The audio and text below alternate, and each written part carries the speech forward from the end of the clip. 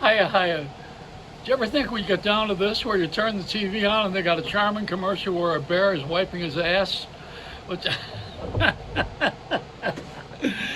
oh, they don't want to talk this way, but we do. We want to do the commercials, but they don't want to talk this way, right?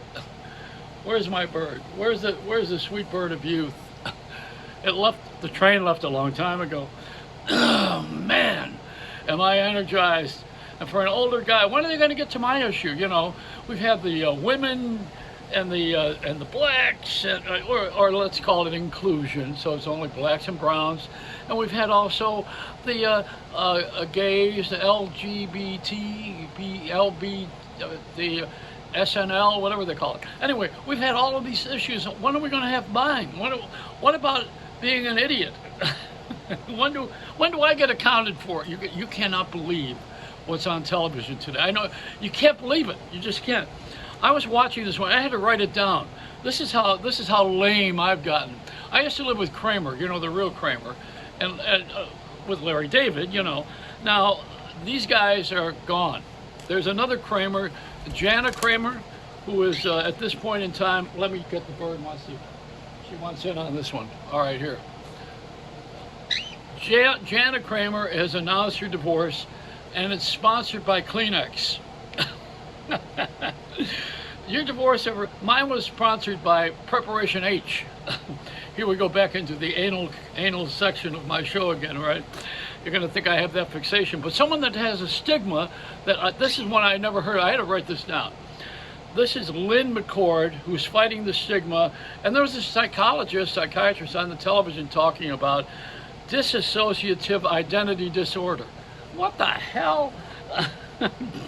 DID did. Dissociative identity disorder. Now, what in God's creation could that be? What is the? I've been disassociated for a long time. Believe me, I'm on another plane on this planet. I'm a plane thinker, but not on this plane.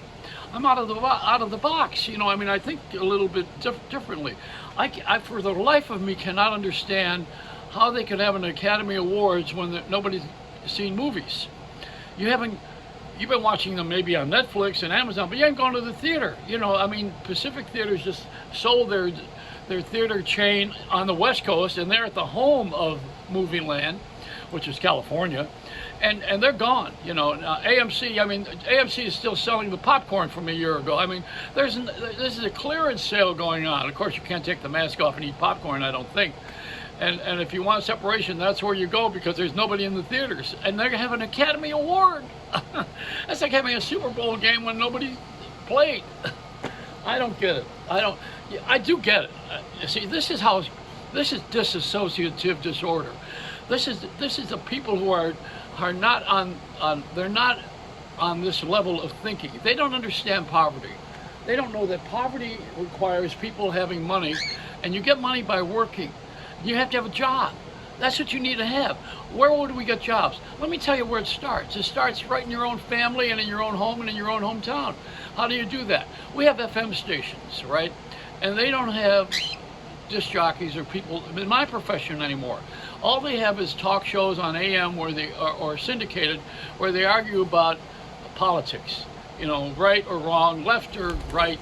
It's all boring. It's boring. We played this one out already. Let's get on with it. You know, I mean, you want to be progressive, go back to FM radio and have talented people on the air who can relate to what you're going through, to relate what's happening in our society, and have some fun again. And then you have local advertisers. I mean, a divorce sponsored by Kleenex? Come on. Mine should be by Viva, which is made by Kleenex. You know? It's a celebration. No, this is absurd. It's absurd.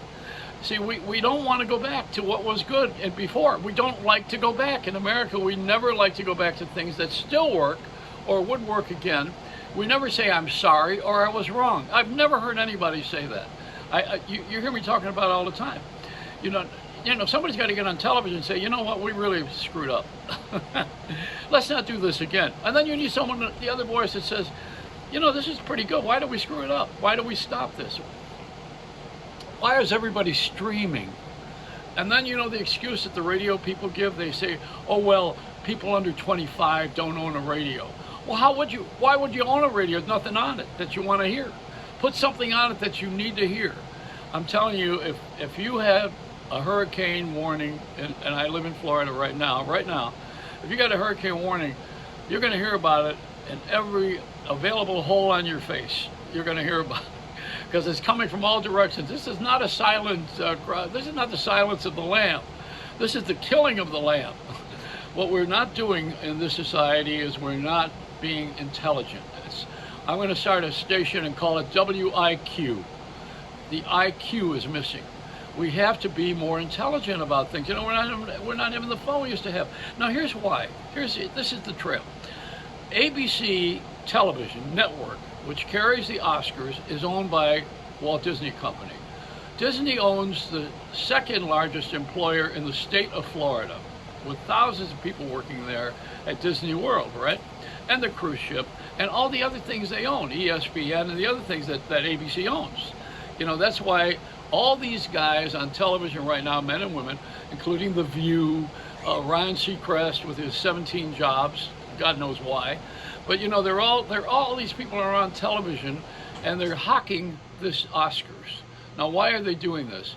Because the Academy Awards owned by Walt Disney Company, which owns the network, and everybody wants to suck up big time. They want to restore the economy. They want people to work. Now, who doesn't want the economy to be strong? Who doesn't want people to work? But what is it that we do that we're in a hurry about? Everybody needs to really stop and take a look at this pandemic. You know, I mean, this is crazy. It's crazy. Nothing like it before.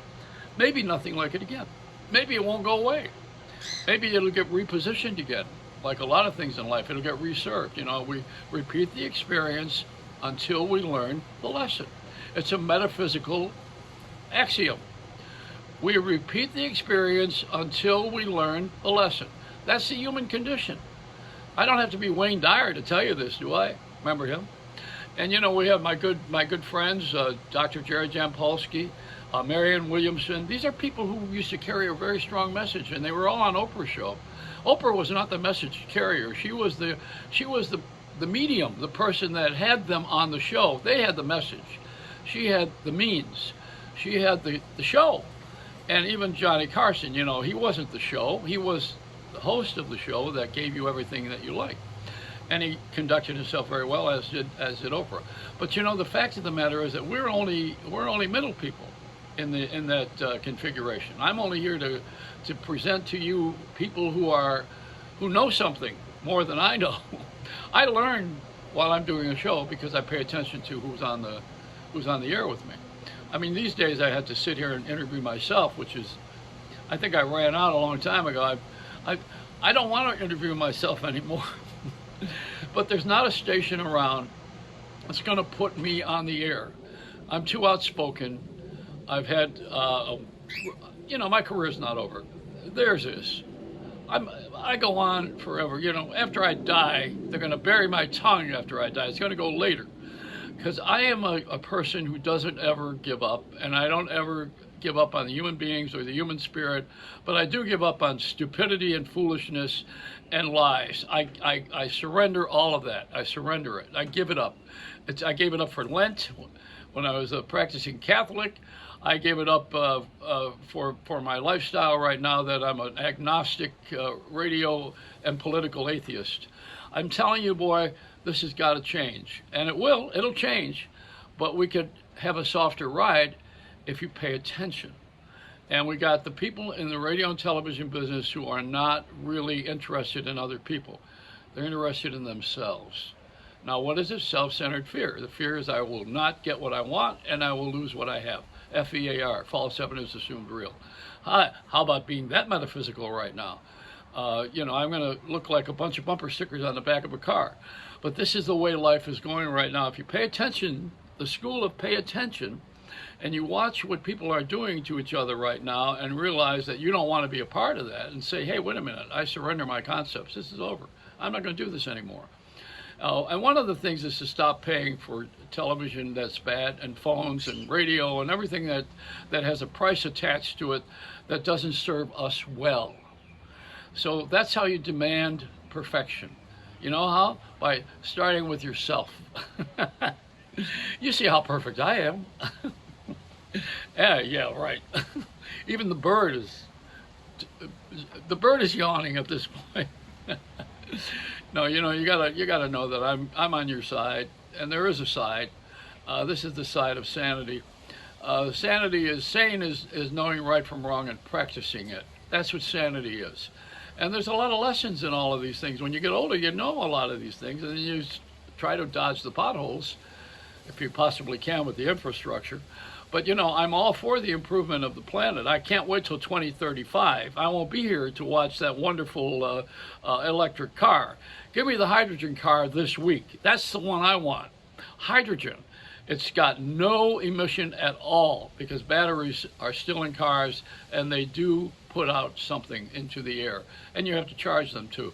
Plug them in and pay for electricity, whatever you get the electricity from, whether it's fossil fuel or from the sun.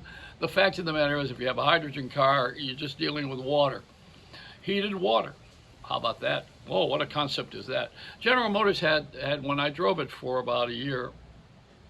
As a matter of fact, let me end with this. I took in the car everybody I knew, from Peter Bogdanovich, the director, to Judith Reagan, who wrote Private Parts, to Willis Pyle, who was the last living Walt Disney animator artist who built the monorail. And he did Pinocchio, Snow White, Fantasia. And I said, Willis, how do you like the car? He says, this is absolutely, totally beyond belief. He said, Walt would have loved this car. And I said, why? He said, because it doesn't use diesel fuel, which ruins the environment. Amen. Get that hydrogen car back in order, and let's get serious. There are things that we have left that we need to go back to. One of them is my show. It's a Reynolds Wrap.